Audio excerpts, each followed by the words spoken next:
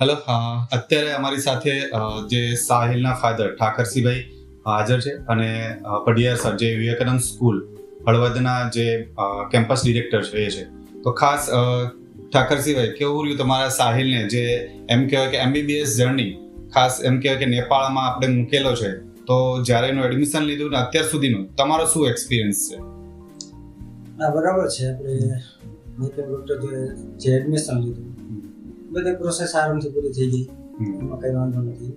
ને છોકરાઓને મૂકવા માટે અમે ગયા હતા, વ્યવસ્થિત છે બધું, હોસ્ટેલ હાથે બધું બરાબર છે, છોકરા વ્યવસ્થિત સેટ થઈ ગયો છે, અભ્યાસમાં પણ સારું જ છે ને એ લોકો સારી રીતે મહેનત પણ કરે છે.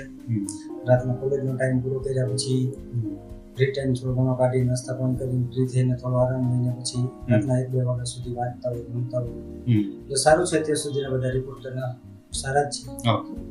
ખાસ એમ કહેવાય ને કે એજ્યુકેશન બાબતે એમ જોવા જઈએ તો કે ઇન્ડિયા અને નેપાળ અને બીજી ફોરેન કન્ટ્રી કરતા નેપાળમાં શું તમને અલગ એવું લાગ્યું કે ભાઈ નેપાળ જ શા માટે તમે ચોઈસ કરી? નેપાળમાં સર 2-3 વસ્તુ છે. એક તો આપણે છોકરા ત્યાં ભણતા હોય તો આવવા જવાનું થોડું સુટેબલ રહીએ, છોકરાઓને રજામાં આવવું હોય, આપણે ક્યારેક જવું હોય એ સુટેબલ રહીએ. બીજા નંબરમાં આપણે ઇન્ડિયા નેપાળ આપણી બોર્ડર છે, એની આપણી બીમારી સેમ ટુ સેમ હોય, પ્રેક્ટિકલ બધું સારું કરી શકે. ત્યાંથી પાછા ઇન્ડિયામાં આવ્યા પછી અહીંયા કામ કરવાની છોકરાઓને મજા આવે. આ બધું વિચારીએ તો આઉટ કન્ટ્રી કરતા નેપાળ આપણને સારું પડે. પટિયાર સર, આપનો સ્ટુડન્ટ હતો, તો તમે શું કહેવા માંગશો કે સાહિલના જે માર્ક ઓછા આવવાથી કે પ્લસ જે પણ કારણોસર તમે નેપાળ એને સજેસ્ટ કર્યું અને ઠાકરસિંહભાઈના જે રિવ્યુ લીધા પ્રમાણે કે ભાઈ સારું એજ્યુકેશન છે પ્લસ આપણે જઈ શક્યા હતા, તો તમારું શું કહેવું છે? હવે નેપાળ ચોઈસ કરવાનું એક તો મોટું રીઝન એ હતું કે હું તો લગભગ રાજસ્થાનની અંદર પણ ફરતો હોય, બધી કોલેજની અંદર જોતો હોય. એક તો બજેટ, કે રાજસ્થાનની અંદર આપણે એડમિશન લઈએ એના 50% ફીસની અંદર આપણે નેપાળ MBBS કમ્પ્લીટ થઈ જતું હોય છે. બીજું કે એજ્યુકેશનની બાબતની અંદર જોઈએ તો આપણું કોર્સ અને નેપાળનો કોર્સ 90% બધો સેમ જ છે.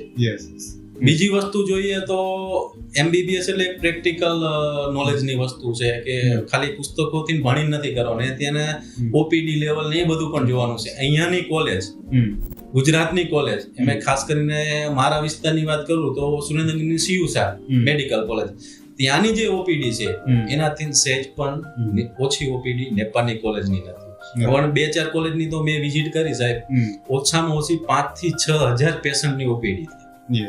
એટલે આવડો મોટો ફ્લોર આપણને મળી જાય છે. અને બીજી સૌથી અગત્યની વસ્તુની આપણે ચર્ચા કરીએ તો ગુજરાતી અને હિન્દી લેંગ્વેજ, આપણે આ 2 લેંગ્વેજ બોલતા હોય છે. નેપાળની અંદર કોઈ જગ્યા એવી નથી જ્યાં હિન્દી ના સમજતા હોય. એટલે ત્યાં જઈને છોકરાઓને સેટ થવામાં કોઈ તકલીફ નથી, બરોબર, હિન્દીની અંદર બધું સમજી શકે છે. બીજું ખાસ કરીને આપણી ભારતીય સંસ્કૃતિ, આપણી પરંપરા, તે બધું ત્યાં સેમ છે. આજે ત્યાં નવરાત્રી થાય છે, દિવાળી થાય છે, દશેરા થાય છે, આખું હિન્દુ કલ્ચર ત્યાં છે. એટલે મેઇન બેનિફિટ એક તે હતો. બીજી એક આપણે ખાસ ચર્ચા કરીએ તો એના જે હોસ્પિટલ જે સાહેબ જે છે ને એ બહુ અદ્યતન ડેવલપિંગ હોસ્પિટલો છે, જે ઘણી બધી ફેસિલિટી કેવી કે અહીંયા પણ નથી આપણને મેડિકલ કોલેજમાં જોવા જડતી, તે ત્યાં કણ આપણને જોવા મળે છે. અને તે 3 મેં વિઝિટ કરી આ વર્ષે, 2 બાય કાર અને 1 ફ્લાઇટમાં. બરોબર, આ સાહિલને એના પપ્પા મૂકવા નહોતા ગયા, એને મૂકવા માટે પણ હું ગયો હતો. બરોબર, ત્યારે પણ આના 2 નાઇટ એની હોસ્ટેલની અંદર જ રહ્યા, ત્યાંનું કલ્ચર જોયું, આ જોયું. એટલે મારું તો પેરેન્ટ્સને ચોક્કસ કહેવાનું છે કે આવડી મોટી ફી ભરીને અહીંયા લેવું, જો ગુજરાત બેસ્ટ છે. ગુજરાતમાં ન ભણતું હોય ને તમે રાજસ્થાન જાઓ, UP, બિહાર જાઓ, અથવા તો કોઈ બીજી અધર કન્ટ્રી પકડો, એના કરતા નેપાળમાં જવું બધી જ રીતે યોગ્ય રહે. ઠાકરસિંહભાઈ, ખાસ એમ કહેવાનું મારું કે તમે શું હવે જે આગળના 2025માં જે નીટના સ્ટુડન્ટ્સ એક્ઝામ આપે છે અને જે લોકોને ઇન્ડિયામાં મળતું નથી કે ગુજરાતમાં મળતું નથી, તો તમે શું સજેસ્ટ કરશો નેપાળ માટે? ચોક્કસ. તો ખાસ ઘણી વખત એવું થાય કે ભાઈ નેપાળ છે તો એમ કહેવાય ને કે હિન્દુ કલ્ચર, તો પશુપતિનાથ કે જે આપણે કિસ્ટ મેડિકલ કોલેજથી ખાલી 1 કિલોમીટરથી 1.5 કિલોમીટર અંતર આવેલું છે. એટલે કહેવાય છે કે ભગવાનના સાનિધ્યમાં જ કહેવાય એમ જોવા જાય તો પ્રોપર એજ્યુકેશન એ લોકોને મળે છે ત્યાં. અને ખાસ તમને કિસ્ટ ચોઈસ કરવાનું વધારે પડતું શા માટે તમે કિસ્ટ ચોઈસ કરી? ઈસ્ટમાં એવું હાલ્યું હતું કે હોસ્પિટલ જ્યાં બાજુ પછી તો આપણે પ્રેક્ટિકલ પણ જોયું જ. યસ આપણે જે એવા વેરિફિકેશન વખતે ગયા હતા અમે ત્યાં Yes, બધું જોયું. બાજુમાં જ હોસ્પિટલ છે, છોકરાઓને કઈ બહુ આવો જવાની હોસ્પિટલ અને હોસ્પિટલ નજીક એ બધું શાંતિવાળું. બીજા નંબરમાં મોટો દર્દીઓનો ફ્લો છે, વ્યવસ્થિત છે, છોકરા પ્રેક્ટિકલ સારું કરી શકે. આ બધું જોઈને અમે કિસ્ટ નક્કી કરી કે ભાઈ કિસ્ટમાં કઈ વાંધો નથી. અને ઇન્ડિયન ફૂડ આ તે તમને જે સ્વામિનારાયણ ફૂડ છે એ બધા ફૂડ્સ ત્યાં મળી રહે છે કે શું છે?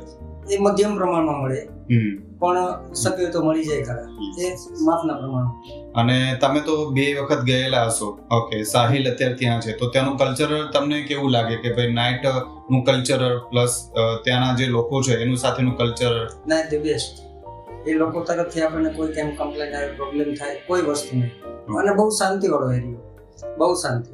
પ્લસ તમે ડેઈલી સાહિલ જોડે વાત થતી હશે તો એમ કહેવાય કે ભાઈ આજે ક્લાસમાં શું કરે, પ્લસ તેની ફેકલ્ટીઝ છે એનું બિહેવિયર ભણાવવા બાબતનું શું તમે કહેશો?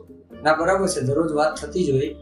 દરરોજનું પૂછતા હોય આજે કોલેજમાં શું હતું, આખો દિવસ શું તમે કર્યું, શું છે, શું પરિસ્થિતિ, બધું પોઝિટિવ હોય, બધું સરસ.